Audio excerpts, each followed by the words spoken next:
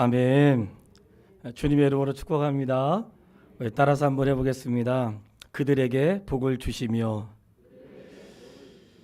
마침 오늘이 또 1월 1일이고 창세기 1장을 시작할 수 있어서 개인적으로 너무나 벅차고 감사하고요. 성도님들과 함께 성경을 읽고 시작한 지가 벌써 4번째 시작하는 게 되는 것 같아요. 그래서 그 개인적인 기쁨이 있고 성경에 있는 모든 말씀을 내 삶의 양식으로 받으시기를 바랍니다. 창세기는 모르는 분들이 많이 없는데 창세기 출애굽기 가다가 멈추는 분들이 많이 있잖아요. 그러니까 이번에는 멈추지 마시고 요한계시록까지 말씀과 함께 쭉 승리할 수 있게 되기를 바라겠습니다. 어릴 때 한 번쯤은 차력으로 뭔가 만들어 본 경험이 다 있지 않을까 싶어요. 근데 내가 만들어진 대로 되어지잖아요. 잘 만드는 사람도 있고 잘 못 만드는 사람도 있지만 어쨌든 내가 만들어지는 그대로 되어져요. 사람이 하는 거 실수가 있고 항상 뭔가 보충해야 되고 뭔가 더해야 되고 때가 지나면 아름다운 건물도 오랫동안 버틸지 못해요. 계속 수리를 해야 되고 나중에는 부시고 다시 져야 되는 그런 일들이 있는데 참 신비하고 놀라운 것은 하나님이 지으신 세상은 보수가 필요 없고 한번 창조하신 것으로 영원하고 지속되는 생육과 번성과 그런 충만함이 일어나는 가운데 하나님의 계획은 완전하시니 그분야말로 전능하시고 위대하신 분인 줄 믿습니다. 창세기 1장 1절은 굉장한 신앙 고백이고 성경을 여는 첫 페이지고 다른 말로 하면 마치 비밀의 방의 문을 여는 그 글과 같은 것이 태초에 하나님이 천지를 창조하시니라. 감히 누가 세상을 만들었다고 말하겠어요? 내가 세상의 창조자고 세상에 있는 것들 만들었다고 누가 말할 수 있겠습니까? 세상의 창조의 비밀이 하나님에게서 시작되고 그것을 글로 남겨놓으셨기 때문에 우리가 그 말씀을 믿을 수 있다는 것이 너무나 감사하고요. 태초라고 하는 것은 시작의 출발점인데 요한복음 1장 1절에 보면 태초에 말씀이 계시니라. 이 말씀이 하나님과 함께 계셨으니 이 말씀이 곧 하나님이시라. 이 말씀을 보면 태초는 세상의 시작이기도 하지만 그 말씀은 영원부터 있었다는 것을 깨닫게 되는데 태초에 하나님이 성경에는 하나님을 이르는 이름을 몇 가지가 있어요. 그 대표적인 것이 하나님인데 히브리어로는 엘로힘 이런 뜻이 돼요. 그러니까 이 하나님 부를 때 여호와도 있고 하나님도 있고 부름에 대한 몇 가지의 이름을 우리에게 알려주었는데 이 하나님 그것은 엘로힘이라는 뜻으로 전능하신 분 그런 뜻이세요. 하나님 전능하신 분. 그 창세기에는 하나님이 어떤 분으로 나타나시는가? 전능하신 분. 그분이 계획하시는 것은 반드시 이루시고 그 계획하시는 것들은 이루지 못하면 없으시고 하나님이 하시는 것들은 보충이 필요 없는 아주 완벽한 것임을 말씀하고 있는 것이고요. 천지를 창조하셨다고 하는 것은 아무것도 없는 가운데 그분의 뜻대로 이루셨다는 것을 말씀하고 있는 것이에요. 그래서 태초에 하나님이 천지를 창조하시니라는 우리 성도의 아주 놀랍고 위대한 신앙 고백입니다. 이것을 나의 신앙의 고백으로 받으실 분들은 아멘으로 화답해 보세요. 이것을 우리의 신앙으로 고백하는 거예요. 태초에 하나님이 천지를 창조하셨습니다. 이것이 우리의 신앙으로 고백하는 것은 세상을 만드신 분이 하나님이시고 하나님이 주인이시고 그 하나님이 만드셨기 때문에 우리는 만드신 분의 뜻에 따라 순종하고 만드신 분의 어떤 계획 속에 우리가 있다는 사실을 고백하는 거예요. 2절을 읽겠습니다. 땅이 혼돈하고 공허하며 흑암의 깊음 위에 있고 하나님의 영은 수면 위에 운행하시니라. 별로 어렵지 않죠. 혼돈하고 공허하며 아무것도 없을 때에 마치 아무것도 조화를 갖추지 않고 생명체가 없는 그때 텅 비고 그리고 공허하고 혼돈하는 그때에 하나님의 영은 수면 위에 운행하셨대요. 이 말씀 보면 아무것도 없는 때, 아무것도 없고 그리고 뭔가 갖추지 못한 때가 이 세상에도 있었습니다. 아무것도 갖추지 않은 그때에도 무엇은 있었을까요? 하나님의 영은 수면에 운행하셨다는 거예요. 이 운행하셨다는 말씀의 뜻은 이런 말씀이 있어요. 새가 알을 품다. 운행하셨다는 것은 알을 품다 이런 뜻이 있어요. 그러니까 하나님이 아무것도 만들어지지 않았더니 공허하고 그리고 혼돈과 공허한 곳이 세상에 아무것도 없을지라도 하나님은 이미 이 세상을 품고 계셨습니다. 혼돈하고 공허한 인생을 말할 때에 우리가 하나님이 없는 인생을 혼돈과 공허의 인생이라고 해요. 하나님 없이 사는 사람도 있고 하나님을 경외하며 사는 자도 있는데 마치 아무것도 없는 그 혼돈된 상태에도 누군 존재하시는 거예요? 하나님의 영은 수면에 운행하고 계시는 것입니다. 예수 믿는 사람들만 하나님의 도우심 받는 거 아니에요? 예수 믿지 않는 자들도 하나님의 수면의 운행 가운데 하나님의 보호하심과 돌보심 안에 있다는 사실을 우리는 알아야 되는 거예요. 비록 그들은 몰라도 우리는 기억해야 돼요. 왜냐하면 하나님이 지으신 동산에서 그들이 쉬고 있기 때문에 그들은 몰라도 우리는 알고 있어야 되는 거예요. 혼돈하고 공허한 삶이라도 하나님의 영은 수면 위에 함께 하셨던 것처럼 오늘 하나님의 돌보심은 우주와 만물 가운데 운행하고 있다는 사실을 알아야 되고요. 아무것도 없는 혼돈과 공허 가운데 하나님이 말씀하셨습니다. 빛이 있으라 하시니 빛이 있었고, 드디어 이제 뭔가 생명체가 존재하기 시작하는데 하나님의 말씀에 빛이 시작이 되었습니다. 이 빛은 태양을 말하는 게 아니고 빛 자체를 만드신 거예요.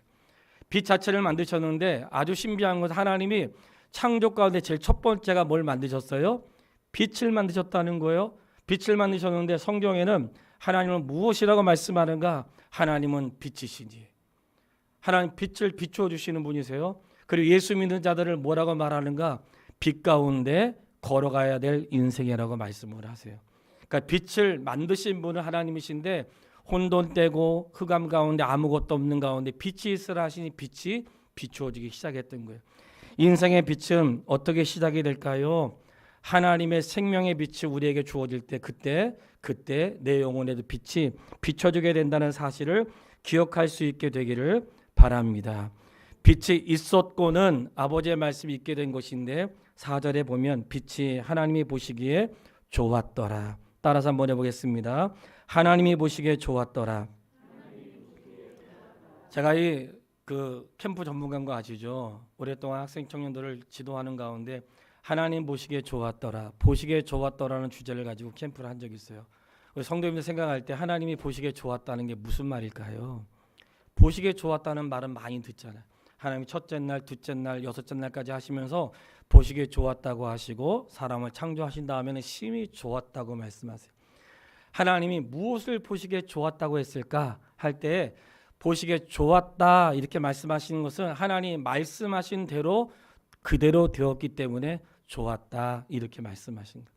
하나님 말씀은 땅에 떨어지지 않고 다 그대로 이루어지는데 빛이 있으라고 말씀하셨는데 빛이 있는 거예요. 그래서 보시기에 좋았다 이렇게 말씀. 하늘과 땅이 나누시고 그리고 뭐 궁창뿐만 아니라 이 땅에 있는 것들을 나누신 다음에 첫째 날, 둘째 날을 지나가면서 보시기에 좋았다 한 것은 하나님이 말씀하신 것이 그대로 되었을 때 좋았다고 말씀한다는 거예요. 이 좋았다는 뜻 안에는 위대하다, 아름답다, 놀랍다, 경이롭다 이런 뜻도 있는데 하나님 말씀이 그대로 되어질 때 좋았다 이렇게 말씀하셨다고 말씀을 드렸어요.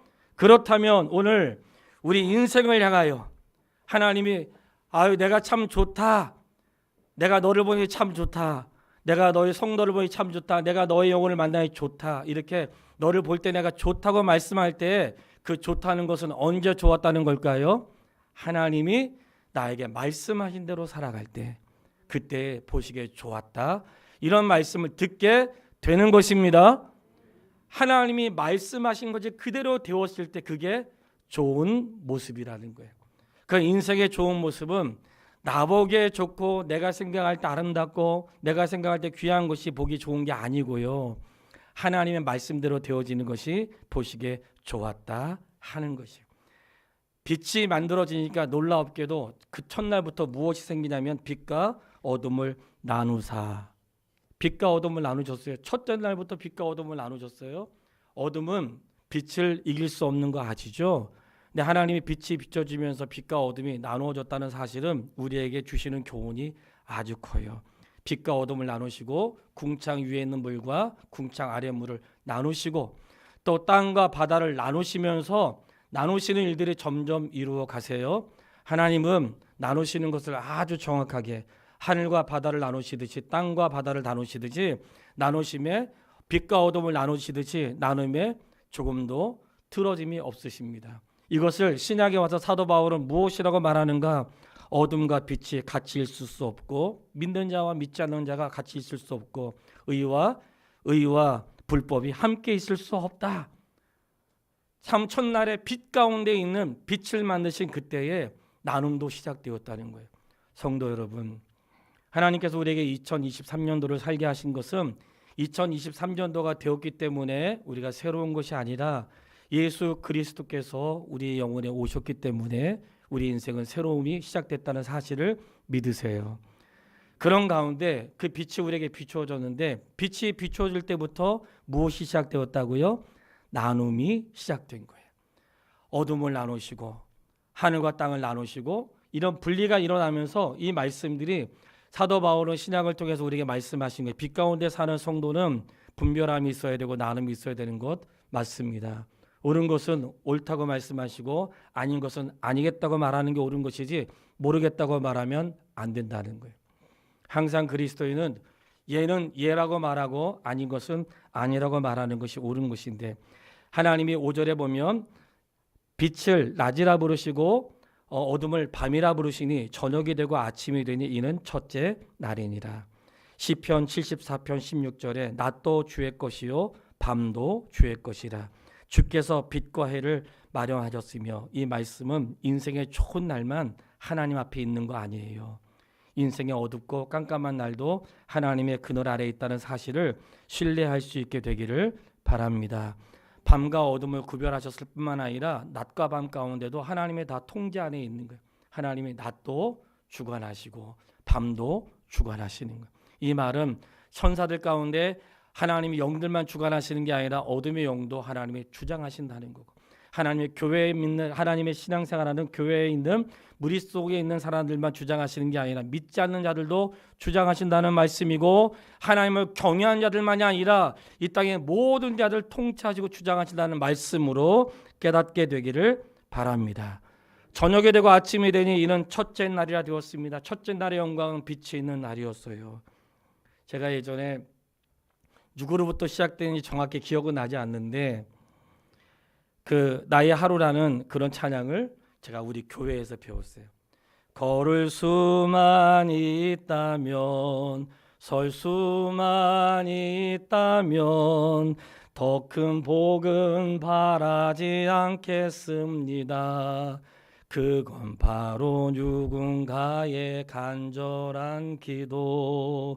부자 되지 못해도 빼어난 외모 아니어도 지혜롭지 못해도 내 삶의 날마다 감사합니다. 나의 하루는 그래서 기적입니다.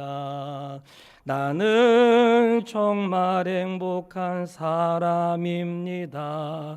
내가 얼마나 행복한 사람인지 날마다 깨닫습니다. 그 찬양이 오늘 생각나더라고요. 빛이 있으라 하셨는데 빛이 있었고 저녁이 되면 아침이 되니 첫째 날이 되었습니다. 사랑하는 여러분, 오늘 우리에게 주신 날은 빛나는 날이고 빛을 비춰주신 날이고 소중한 날이라는 것을 기억할 수 있게 되기를 바랍니다.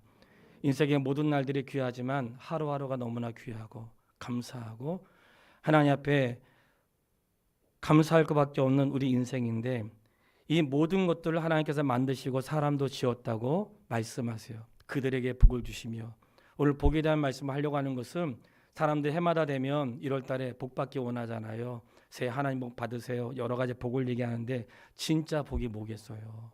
예, 진짜 복이. 그러니까 하나님이 오늘 그 복에 대한 말씀을 드리고 싶은 거예요.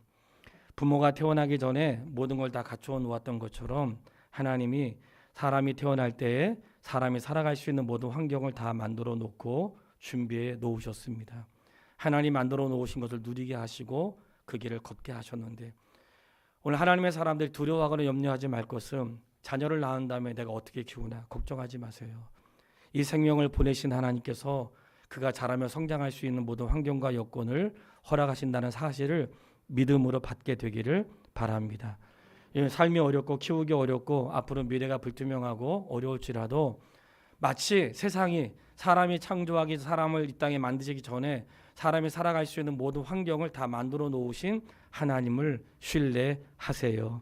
나를 이 땅에 보내셨다는 것은 아무 의미 없이 보낸 게 아니고 뭔가 내가 이 땅에 살면서 해야 될 일이 있고 가족을 돌볼 일이 있고 뭔가 내가 나에게 주신 사명이 있다는 사실을 우리가 안다면 우리의 하루가 얼마나 귀하고 복된 일인지 기억할 수 있게 되길 바라고, 우리 인생의 복은 무엇인가? 내가 살아갈 수 있는 모든 환경을 누가 만들어 놓으셨어요?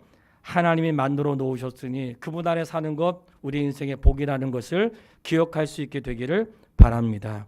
자, 그러면 1장 26절 말씀을 읽겠습니다. 1장 26절. 하나님이 이르시되 우리의 형상을 따라 우리의 모양대로 우리가 사람을 만들고 그들로 바다의 물고기와 하늘의 새와 가축과 온 땅과 땅에 기는 모든 것을 다스리게 하자 하시고 아멘. 자, 적어도 우리가 다 알고 있지만 그래도 고백을 해야 될 것 같아요. 입술로. 우리가 누구 닮았습니까? 누구 닮았어요? 하나님의 형상 닮았다는 사실을 기억할 수 있게 되기를 바랍니다. 적어도 나의 모델은 하나님의 형상이라는 것. 비록 우리가 살면서 실수할 수 있고 넘어질 수 있는 것은 개인적인 몫이지만 적어도 나를 만드신 분, 나를 누구 닮게 하셨는가? 자녀는 다 부모 닮는 거죠. 다 검사하면 다 나오잖아요. 누구 닮았는지. 근데 보통은 얼굴만 외모만 닮는 게 아니고 그의 뭔가 기질과 성품을 보통 닮더라고요. 그림 잘 그리는 부모 밑에서 그림 그리는 사람 나오고 음악하는 사람 밑에서 보통 음악하는 사람 나오더라고요. 다양한 사람도 있지만 뭔가 이렇게 흐르는 게 그 가정 안에 있다는 말이죠. 그러면 하나님의 형상 닮았다는 게 뭘까요? 하나님의 성품과 하나님의 그런 사랑과 하나님의 그 인격을 우리가 담고 태어났다는 것을 말을 하는 거예요. 우리가 성도가 왜 감사해야 되는가? 적어도 나의 삶은 누구를 닮은 거예요? 하나님의 형상을 닮았다는 것. 하나님의 형상대로 나를 디자인하셨다는 것을 기억할 수 있게 되길 바라고, 하나님의 형상대로 만든 우리에게 28절에 어떻게 하셨는가? 하나님이 그들에게 복을 주시며 무엇을 주셨어요? 복을 주었습니다. 자, 복을 주셨어요. 자, 기억하세요. 하나님이 창조된 사람들에게 먼저 복을 주신 거예요. 복은 누가 주세요? 하나님이 주십니다. 자, 여기서 복이라고 하는 것은 하나님 편에서 복이라고 할 때 복을 하나님이 주시는데, 하나님 편에서 복을 주실 때 그 하나님을 바라볼 때 우리가 엎드려 경배하다, 그런 마음을 갖는 게 맞고요. 사람과 사람끼리는 복이라고 말하지 않고 축복이라고 말하는 거예요. 성경은 복과 축복을 구별하고 있어요.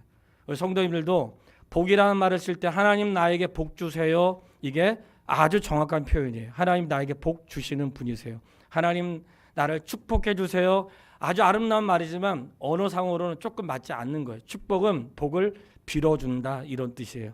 하나님이 누구에게 복을 빌어야 되겠어요? 하나님 자신이 복이신데 하나님 누구에게 또 복을 빌어서 복 달라고 누구에게 얘기해야 되겠어요? 하나님이 최고봉에 계시고 그분이야말로 복의 근원이시고 복을 주시는 분이기 때문에 하나님은 우리를 축복하시는 분이 아니라 복을 주시는 분이세요.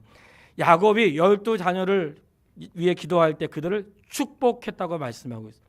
축복했다고. 하나님이 야곱이 기도할 때에는 그들을 축복하여, 이렇게 하나님에게 하나님의 복을 빌어주는 것, 그러니까 축복이라고 말하는 것이고, 하나님 우리에게 복 주세요라고 말하는 것, 하나님은 복을 주시는 분이기 때문에 엎드려 경배하다, 이런 뜻이 우리에게 있습니다. 우리가 분명한 것은 하나님 우리에게 뭐 하시는 분이세요? 복을 주시는 분이라는 거예요. 오늘 성찬식이 있어가지고 좀 시간이 지나는데 이 말씀은 꼭 드려야 될 것 같아요.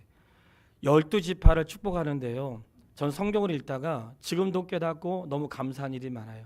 야곱이 12지파를 이제 축복하면서 기도하면서 각 지파마다 이루어지는 걸 기도하거든요. 근데 하나님이 신명기 33장 11절 말씀을 한번 펴보세요. 창세기, 출애굽기, 레위기, 민수기, 신명기 33장 11절 말씀인데 한번 펴서 확인해 보도록 하겠습니다. 신명기 33장 11절 말씀 우리 같이 한번 읽어보겠습니다. 여호와의 그의 재산을 풍족하게 하시며 그의 손의 일을 받으소서. 그를 대적하여 일어나는 자를 미워하는 자의 허리를 꺾으사 다시 일어나지 못하게 하옵소서. 아멘. 지금 이거는 야곱이 12지파를 축복하는 거거든요. 야곱이 그의 생의 마지막 가운데 각 한 명씩 축복하며 기도하는데 어느 아들한테 가가지고 여호와의 그의 재산을 풍족하게 하시며 그의 손의 일을 받으시고 대적이 일어나는 자와 미워하는 자 허리를 꺾어서 다시 일어나지 못하게 해달라고 기도해요. 아주 놀라운 복이잖아요. 놀라운 축복을 구하는 도대체 어느 지파였을까요? 어느 지파였는가? 바로 위에 보면 33장 1절 위에 1절에 하나님의 사람 모세가 죽기 전에 이스라엘 자손을 축복했던 거예요. 하나님의 사람 모세가 죽기 전에 이스라엘 자손들 12지파를 축복하는데 축복할 때에 그의 재산을 풍족하게 하시며 그는 누굴까? 바로 레위 지파입니다. 놀랍죠? 레위 지파는 땅을 분배하지도 않았는데 레위 지파를 향하여 그렇게 축복했던 것은 레위 지파가 무엇을 하는 자들이었는가? 10절 주의 법도를 야곱에게 주의 율례를 이스라엘에게 가르치며 주 앞에 분향하고 온전한 번제를 주의 제단 위에 드리도다. 아멘. 이 말씀의 뜻은 무엇이냐? 하나님이 12지파 가운데 각자 분배받은 것이 있고 하나님을 경외한 자도 있었으나 레위 지파는 하나님을 섬기는 자로 땅을 분배하지 않았지만 하나님 말씀하셨어요. 레위 지파야, 내가 너의 복이다. 내가 너의 복이다. 너는 땅을 분배받지 않고 특별히 나은 거 없지만 내가 너의 복이라 말씀하세요. 근데 그 복된 그들은 무엇하는 사람들이었어요? 율법을 가르치는 자들이고 주의 전에서 제단에 예배를 드리는 자였다는 거예요. 이것이 무엇일까요? 사랑하는 여러분, 예배하는 자가 복이 있다는 것을 말씀을 드리는 거예요. 예배하는 자를 복되게 하시고 그가 그의 전에서 예배하고 하나님을 예배할 때 손해보는 것 같고 예배할 때 아무것도 아닌 것 같죠. 예배할 때 그의 삶을 풍족하게 하시고 원수들이 일어날 때 그의 허리를 꺾어서 다시 일어나지 못하게 하시고 그리고 예배하는 자들에게 예배를 가르치고 주의 교훈을 가르치는 그들에게 하나님 복을 주시는데 상상하지 못한 일들을 이뤄간다는 거예요. 여러분, 지금이 끝이 아니에요. 저는 그리스도 예수 안의 삶은 그 삶의 끝이 얼마나 아름답고 귀하다는 사실을 믿음으로 고백하고 있습니다. 바라는 것은 예배자가 복되다는 것을 기억할 수 있게 되기를 바라겠습니다. 그 예배자의 삶을 풍족하게 할 뿐만 아니라 인생의 주관을 하시는 하나님의 은혜가 있어요. 놓치지 말아야 될 것은 다시 1장으로 돌아와서 사람에게 5가지를 말씀하세요. 그 5가지가 생육하고 번성하고 충만하고 정복하고 다스리라. 이 말씀을 28절에 하세요. 28절에 하시는데 1장 28절 우리 한 번만 읽고 제가 결론으로 말씀드리도록 하겠습니다. 읽겠습니다. 하나님이 그들에게 복을 주시며 하나님이 그들에게 이르시되 생육하고 번성하여 땅에 충만하라. 땅을 정복하라. 바다의 물고기와 하늘의 새와 땅에 움직이는 모든 생물을 다스리라 하시니라. 아멘. 1장 28절 말씀 별표시도 해놓고 줄을 걸어야 되는 말씀이고요. 하나님 나에게 어떤 복을 주었는가 짧게 말씀드릴게요. 생육한다는 게 뭘까요? 결실한다는 거예요. 성도 여러분, 결실은 내가 하는 게 아니고 결실하게 하십니다. 생육하고 하나님이 지으신 걸 생육하고 번성하며, 번성하다는 것은 많은 것도 말하지만 번성을 어떻게 해요? 자녀를 낳을 때 힘이 있어야 돼요? 없어야 돼요? 사람 잉태할 때 막 뭐라 그래? 힘내라고 하죠. 힘내라고. 예? 힘내, 더 힘내. 이게 뭐예요? 힘내야지 사람도 잉태할 수 있는 거예요.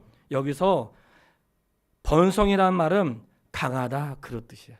저는 이 말씀이 얼마나 위로가 되는지 몰라요. 여러분, 내가 볼 때 약한 것 같죠? 하나님이 우리를 강하게 만드셨습니다. 세상을 살아갈 때 강하게 해주시고 잉태할 수 있는 힘을 주신 것처럼 살아갈 힘을 하나님이 주었다는 사실을 믿게 되기를 바랍니다. 생육하고 번성하고 열매가 있게 하시고 살아갈 수 있는 강함을 주신 거예요.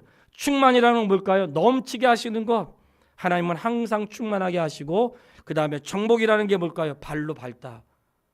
나약하지 않다는 거예요. 심지어는 다스림의 권세를 우리 사람에게 주었어요. 얼마나 놀라운 일인지 몰라요. 오늘 우리는 연약하지 않아요. 하나님 우리에게 복 주었는데 생육하고 번성하고 충만하고 정복하고 다스리라고 했어요. 이 말씀만 가지고도 충분한 많은 말씀을 드리고 싶지만 요약해 말씀을 드리는 거예요. 사랑하는 여러분, 하나님은 명하셨으니 명하신 것을 그대로 되는 줄 믿으세요. 하나님 명하셨으니 우리에게 감당할 힘도 하나님께서 주신 거예요. 스스로 약하다고 생각하지 말고 사람만이 아니죠. 신기하지 않아요? 모든 생물들, 바다의 물고기, 짐승들도 다 생육하고 번성하는 힘이 그들에게 각자 다 있어요. 놀랍잖아요. 미생물조차도 아주 신비하고 우리는 다 밝힐 수 없지만 그 하나님의 은혜고 능력이고 번성할 수 있는 힘을 주신 거예요. 이 번성의 뜻은 강하다는 거예요. 하나님의 사람들을 강하게 하신 거예요. 내 삶에 힘들고 위기 가운데 어려울 수 있지만 강하게 하심은 하나님이 사람에게 주신 복이라는 사실을 기억하세요. 예수 그리스도께서 이 땅에 오신 것은 나로 하여금 풍성한 삶을 주시기 위해서 오셨다고 말씀하셨어요. 감사한 것은 아담을 하나님이 사람을 지으셨는데 지었다고 얘기했어요. 지었다는 게 뭐예요?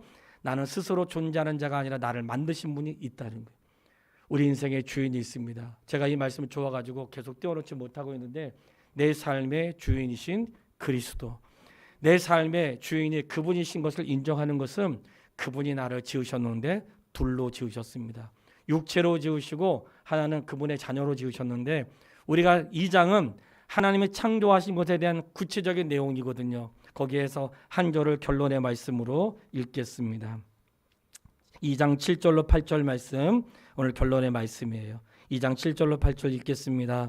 여호와 하나님이 땅의 흙으로 사람을 지으시고 생기를 그 코에 불어넣으시니 사람이 생명이 된지라. 여호와 하나님이 동방의 에단에 동산을 창설하시고 그 지으신 사람을 거기 두시니라. 아멘. 이것도 많은 말씀 가운데 요약해서 드리겠습니다. 하나님이 지으셨어요.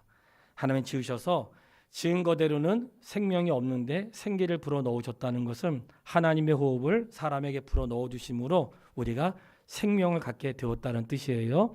자, 우리가 어떻게 생명을 얻게 됐어요? 그분의 호흡을 우리에게 불어넣어 주셨습니다. 그러므로 우리의 육체가 살게 된 거예요. 그런데 그걸로만 살 수 없어. 우리가 육체가 사는 것은 그분의 생명의 기운으로 사는 것이니까 예수 믿는 사람이나 믿지 않는 자나 모두 다 그분의 호흡으로 산다는 사실을 믿으시기를 바랍니다. 그런데 우리에게 또 하나 호흡이 있어야 돼요. 무엇인가? 성령을 영이라고 하잖아요. 하나님의 성령이 우리 안에 있는 자가 생명 있는 자고 하나님의 성령 없는 자는 생명이 없는 자라고 말씀하세요. 우리는 하나님의 생명의 호흡이 필요한데 하나님의 영이 우리 안에 들어오시는 것을 구원받았다고 말하는 거예요. 자, 이렇게 우리는 육체로는 그분의 생기가 우리의 육체를 살게 하고 우리의 영은 하나님의 성령이 우리를 살게 하는 거예요. 하나님 우리에게 육체에는 그분의 생기를 불어넣으시고 우리 속사람에게는 성령을 불어넣으셔서 하나님 앞에 살게 하셨습니다. 인생이 얼마나 복인지 창세기 1장과 2장에 자세히 나와 있는데 사랑하는 여러분, 왜 누가 우리 인생을 복 없다고 말할 수 있겠습니까? 가난하다고 복이 없고 형통하지 못하고 남과 다르게 산다고 해서 복이 없거나 있는 거 아니고요. 인생의 복은 세상에 주어지는 것과 다른 것입니다. 하나님의 창조와 그 하나님의 돌보심과 하나님의 이야기 스토리가 인생 가운데 있는 것이 인생의 복인데 하나님이 에덴을 다 지으시고 아담과 하와를 거기 두셨다는 거예요. 이게 뭘까요? 아담과 하와가 에덴 지은 거 아니에요. 하나님 다 지으시고 아담과 하와를 거기 두시고 삶의 터전을 만들어 놓으신 다음에 생육하고 번성하고 충만하고 정복하고 다스리라고 하신 거예요. 우리가 이것을 기억한다면 하나님 모든 것 만들어 놓으시고 우리를 지금 이곳에 있게 하시고 삶의 터에 머물게 하신 것은 이제 우리가 할 일은 무언가 짓고 만들어서 하는 게 아니라 하나님의 지으신 것, 누리게 하신 것, 열매를 거두게 하시고 누리게 하시고 다스리는 그런 권한을 우리 사람들에게 주신 거예요. 이것보다 놀라운 은혜가 어디 있어요? 내가 생애를 사는 날 동안 내가 무엇이든지 마음껏 할 수 있는데 하나님의 뜻과 계획 속에 할 수 있다는 것을 우리에게 말씀하고 있는 거예요. 인생의 하루를 어떻게 채워야 되겠습니까? 하나님의 뜻하심으로 채워갈 수 있게 되기를 주님의 이름으로 축복합니다. 이미 사람은 태어날 때부터 그들에게 복을 주신 사람이고 그냥 복된 게 아니라 하나님이 만드셨기 때문에 복된 것이고 하나님이 그냥 만들어 놓고 그냥 방치하신 것이 아니라 생명의 호흡을 불어넣으셨고 우리에게 성령을 통해서 영생의 삶을 누리게 하셨습니다. 그럼 우리에게 아무 의무 없이 살게 하지 않으시고 다스리는 권한을 준 거예요. 성도님, 먼저 내 인생을 잘 다스리십시오. 나의 가정과 삶의 터전을 잘 다스리십시오. 어떻게 해야지 주가 보실 때 좋았다고 말씀을 하는지 우리가 이미 들었습니다. 하나님의 뜻대로 내 인생을 세워가시고 하나님의 뜻대로 가정을 세우고 하나님의 뜻대로 교회와 내 삶의 터전을 세울 때에 하나님이 보시기에 좋았다고 말씀을 듣는 것입니다. 우리가 2023년도 그 은혜가 성도와 삶 가운데 일어날 수 있게 되기를 주님의 이름으로 축복합니다. 제가 기도하겠습니다. 아버지 하나님, 우리를 복 주셔서 감사합니다. 그 은혜 속에 살게 하시니 감사합니다. 하나님의 동산에 우리가 있습니다. 우리에게 호흡을 주셨고 영생의 삶을 위해 성령님을 우리에게 허락하여 주셨습니다. 하나님을 기뻐하고 즐거워하면서 생애를 살게 하시고 나의 하루는 기적이고 감사고 나의 하루는 하나님의 영광을 위해 사는 하루입니다. 아버지 하나님, 이 땅의 모든 것이 하나님 보시기에 좋았던 것처럼 오늘 우리의 삶이 하나님 보시기에 좋은 그대로 되어지는 삶을 살도록 인도하여 주시옵소서. 예수님의 이름으로 기도했습니다. 아멘. 우리 다 같이